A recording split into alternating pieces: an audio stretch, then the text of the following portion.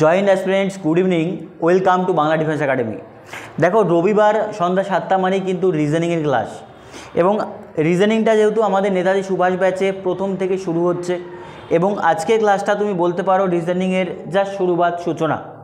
তো এই প্রথম ক্লাসে আমরা দেখব যে রিজনিংয়ের সিলেবাস কী আছে, রিজনিং আমরা কীভাবে কমপ্লিট করব, এবং রিজনিং ওভারঅল এই জিনিসটাকে আমরা কিভাবে তৈরি করলে এই 3-4-5 মাসের মধ্যে পুরো 40-এ 40 রিজনিংয়ে পেতে পারি।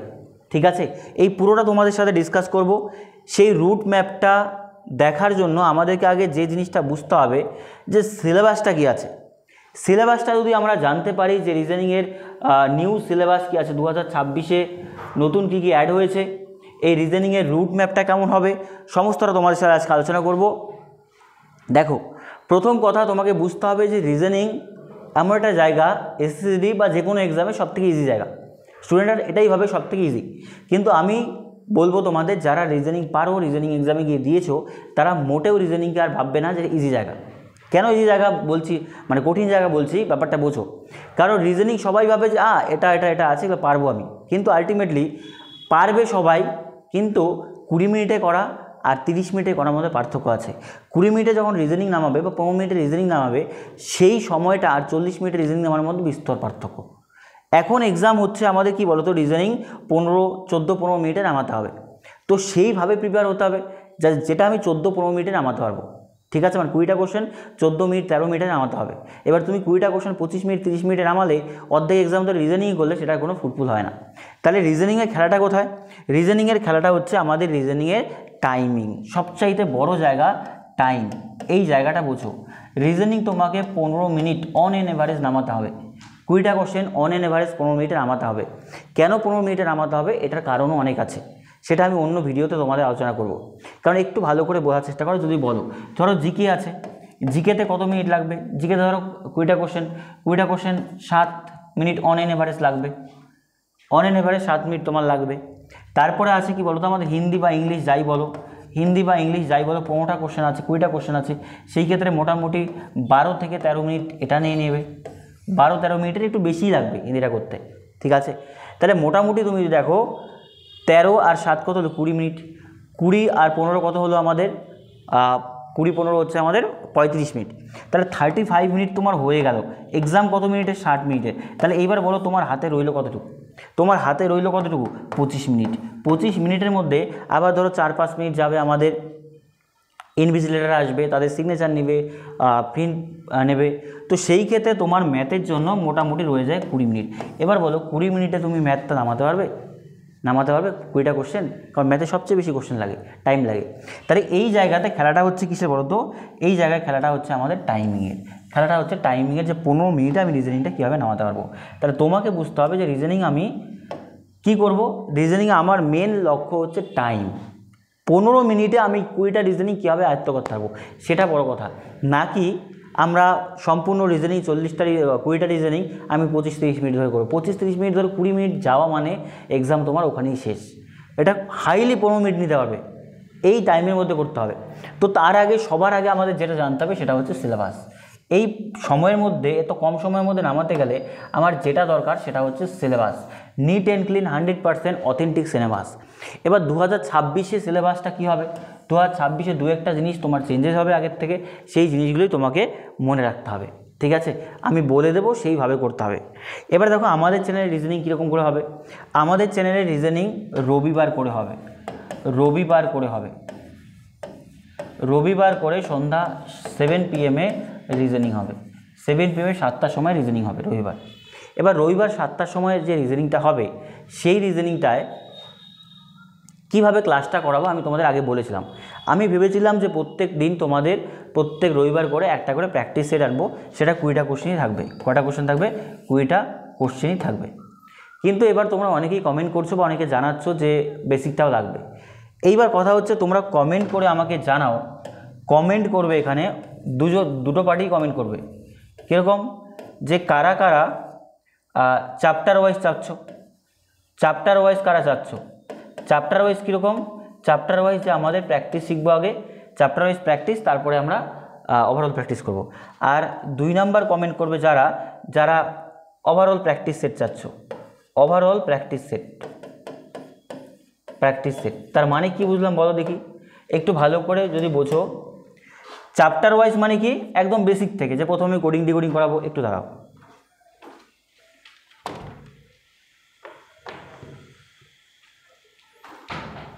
এটার মানে কি, এটা আমি কোডিং ডিকোডিং সিরিজ তারপরে অন্যান্য যা যাবতীয় আছে সমস্ত কিছু এটা এক এক করে করাবো, তারপরে আমি ওভারঅল সমস্ত কিছু করব। আর এই প্র্যাকটিস সেট মানে কি, এখানে কোনো বেসিক করব না আমরা, ওভারঅল 20টা কোশ্চেন থাকবে, যেরকম নর্মাল প্র্যাকটিস সেট হয় সেই 20টাই করবো। কমেন্ট করে তোমরা জানাও যে তোমরা কোনটা যাচ্ছ, যেটার কমেন্ট বেশি হবে আমি সেটাই করাবো। কথা বোঝা গেল? যেটার কমেন্ট বেশি হবে, যদি দেখা যাচ্ছে চ্যাপ্টার ওয়াইজের কমেন্ট বেশি, যে বেসিক থেকে শুরু করে একদম স্টেপ বাই স্টেপ প্রত্যেক রবিবার একটা করে ক্লাস হবে, সেটা আমি তোমাদের সাথে ডিসকাস করব, তাহলে সেইভাবেই যাব। আর যদি দেখা যাচ্ছে প্র্যাকটিস সেটের কমেন্ট বেশি হচ্ছে, তাহলে প্র্যাকটিস সেটে যাব। এবার ডিপেন্ড হবে তোমাদের ওপর, তোমরা কোথায় যাচ্ছ, যে যেটা চাচ্ছ কমেন্ট করো, যেটার কমেন্ট বেশি হবে আমি সেইভাবেই কিন্তু রিজনিংটা আগাবো। আর এখন একদিন করেই রিজনিং হচ্ছে, একদিন করেই একটু বড় ক্লাস হবে, ঘন্টাখানেকের ক্লাস হবে রিজনিংয়ের। তারপর আস্তে আস্তে ধরো আমি টাইমিংটা আস্তে আস্তে বাড়িয়ে দেবো, তখন 2 দিন 3 দিন আস্তে আস্তে রিজনিং আমাদের হয়ে যাবে, ঠিক আছে? কোনো চাপ নেই, ম্যাথটা 3 দিনই হবে, রিজনিংটা হবে। এইবার দেখো আমাদের জিডি কনস্টেবলের সমস্ত কিছু আমি বললাম, যে রিজনিং কত টাইমের মধ্যে নামাতে হবে, আমাদের রিজনিংয়ের সিলেবাসটা কীরকম হবে। তো এইবার কথা হচ্ছে রিজনিংয়ের সিলেবাসটা কী আছে। সিলেবাসটা জানার আগে দেখো 2-1টা জিনিস আমি তোমাদের বলছি, এই সিলেবাসটা যা আছে এটার মধ্যে 2-1টা জিনিস অ্যাড অন হবে, সেটা আমি লিখে দেবো। 2 নম্বর কথা হচ্ছে সিলেবাসটা খুব ভালোভাবে তোমাকে উপলব্ধি করতে হবে, ভালোভাবে সেইটাকে আয়ত্ত করতে হবে। আয়ত্ত করলে তবেই কিন্তু ওই টাইমের মধ্যে রিজনিং নামবে, অন্যথায় ওই টাইমের মধ্যে রিজনিং তুমি নামাতে পারবে না, রিজনিংয়ে তোমার সমস্যা হবে। বোঝা গেল? এবার কথা হচ্ছে রিজনিংয়ের 2টো জায়গা, একটা হচ্ছে ভার্বাল রিজনিং, আর এটা এরপরেই তোমরা দেখবে নন ভার্বাল রিজনিং। তো কথা হচ্ছে ভার্বাল নন ভার্বাল কী ব্যাপারটা কী, ভার্বাল নন ভার্বাল ব্যাপারটা কী। ভার্বাল নন ভার্বাল ব্যাপারটা হচ্ছে, ভার্বাল মানে কি বলো তো, ভার্বাল মানে যে রিজনিংগুলো ল্যাঙ্গুয়েজে থাকে, যে রিজনিংগুলো ল্যাঙ্গুয়েজে থাকে, যে রিজনিংগুলো ভাষায় থাকে, সেগুলোকে আমরা বলি ভার্বাল। তাহলে নন ভার্বাল কোনটা? নন ভার্বাল সেটা যেটা ল্যাঙ্গুয়েজে থাকে না, যেটা ছবি থাকে, বিভিন্ন চিত্র থাকে, সেগুলোকে বলি আমরা কি বলতো, নন ভার্বাল রিজনিং। তো এবার কথা হচ্ছে ভার্বাল রিজনিংয়ের মধ্যে মোট এখানে 18টি টপিক আছে, এটা আরও বেশি হয়, আমি জাস্ট অনেক কিছু কম্বাইন করে দিয়েছি তোমাদের, যে অ্যাটলিস্ট এগুলো তোমায় করতেই হবে। আর আজকে আমি বলেও দেবো রিজনিংয়ে কোন কোন জায়গাতে সবচেয়ে বেশি কোশ্চেন আসে। প্রথম কথা দেখো সিরিজ, প্রথম কি আছে আমাদের সিরিজ, একটু ওয়েট করো, ঠিক আছে? নেটওয়ার্ক আমাদের ইলেকট্রিসিটির একটু প্রবলেম হয় এখানে। প্রথম হচ্ছে আমাদের সিরিজ, ঠিক আছে? প্রথমেই কি আছে, সিরিজ। সিরিজ কি, সিরিজ দেখো অনেক ধরনের হয়, লেটার সিরিজ, নাম্বার সিরিজ। কীরকম এটা, যে এটা কীরকম, যে 2, 4, 5, 7 দেওয়া আছে, মাঝে গ্যাপ বের করে কী হবে, আবার ধর PQLM দেওয়া আছে, পরেরটা কী হবে, এই ধরনের আর কি। তারপরে আছে সাদৃশ্যতা বা অ্যানালজি। অ্যানালজি বোঝো, যে 4-5টা অপশন দেওয়া আছে, এটার মধ্যে থেকে বললো কোনটা আলাদা আইডেন্টিফাই করো, বা এদের মধ্যে কোনটা একই রকম প্যাটার্ন হচ্ছে সেটা আইডেন্টিফাই করো। তারপরে আছে ক্লাসিফিকেশন বা শ্রেণীবিন্যাস।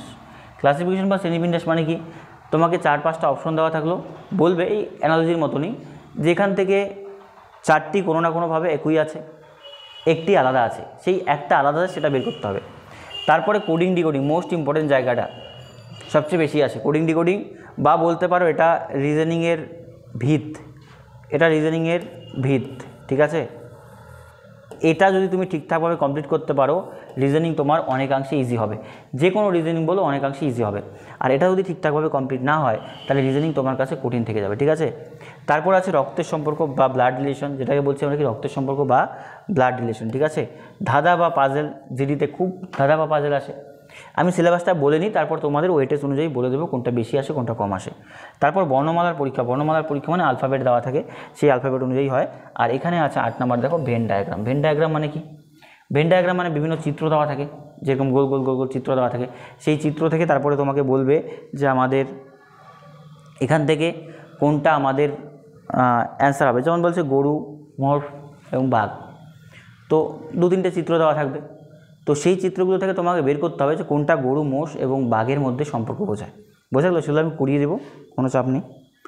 এইবার দেখো আসে ডাইরেকশন অ্যান্ড ডিস্টেন্স, মানে কি, রাম বাদিক গেল, বাদিক যাওয়ার পর, পূর্ব দিকে যাওয়ার পর ডান দিক ঘুরে আবার 10 মিটার গেল, আবার বাঁ দিক ঘুরে 4 মিটার গেল, এই ধরনের, সেটা ডাইরেকশনটা চায়।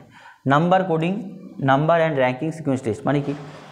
এটার মানে হচ্ছে যে আমাদের বলবে যে রাম একটি লাইনে লাইন থেকে প্রথম দিক থেকে 30তম স্থানে আছে, শেষের দিক থেকে কততম স্থানে হবে। আবার বলবে যে শ্যাম শেষের দিক থেকে 12তম স্থানে, 50 জনের একটি লাইনের প্রথম দিক থেকে কত হবে। এই ধরনের রিজনিং তোমরা করেছো, সেগুলো হচ্ছে এখানে। তারপরে হচ্ছে ম্যাথমেটিক্যাল অপারেশন। ম্যাথমেটিক্যাল অপারেশন মানে কি? প্লাস যদি মাইনাস হয়, মাইনাস যদি প্লাস হয়, এই ধরনের থাকে না ইকুয়েশন। তো তারপর বলবে সেখান থেকে কোন ইকুয়েশনটা আমাদের ঠিক, কোনটা ঠিক আছে সেটা জানাও। তারপর আছে ডাটা সাফিসিয়েন্সি। ডাটা সাফিসিয়েন্সি মানে যে বিভিন্ন ধরনের দেখবে এখানে 2, 4, 5, 7, 8, 10, 15 এরকম করে দেওয়া থাকে, ফেসবুকে ঘুরে বেড়ায় এগুলো অনেকগুলো পেপার কাটিংয়ের মতো, মাঝখানে একটা কোশ্চেন মার্ক দেওয়া আছে। তো এই কোশ্চেন মার্কের জায়গায় কী হবে সেটা।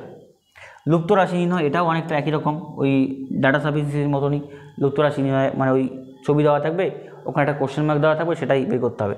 লজিক্যাল অ্যারেঞ্জমেন্ট অফ ওয়ার্ডস, ধরো 4-5টা শব্দ দেওয়া আছে, সেই শব্দগুলো লজিক অনুযায়ী সাজাতে হবে। কীরকম লজিক অনুযায়ী?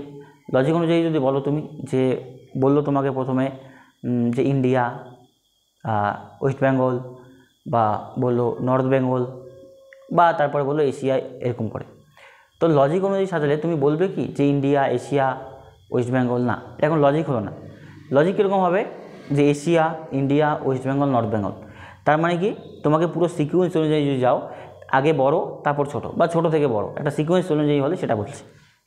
তারপরে স্টেটমেন্ট কনক্লুশন, স্টেটমেন্ট অ্যাজাম্পশন খুব গুরুত্বপূর্ণ। বিবৃতি সিদ্ধান্ত, দুটো বিবৃতি দেওয়া থাকে, সেখান থেকে তোমাকে একটা সিদ্ধান্তে আসতে হয়, সেই জিনিসটা তোমাকে বারবার চাচ্ছে, ঠিক আছে এটা।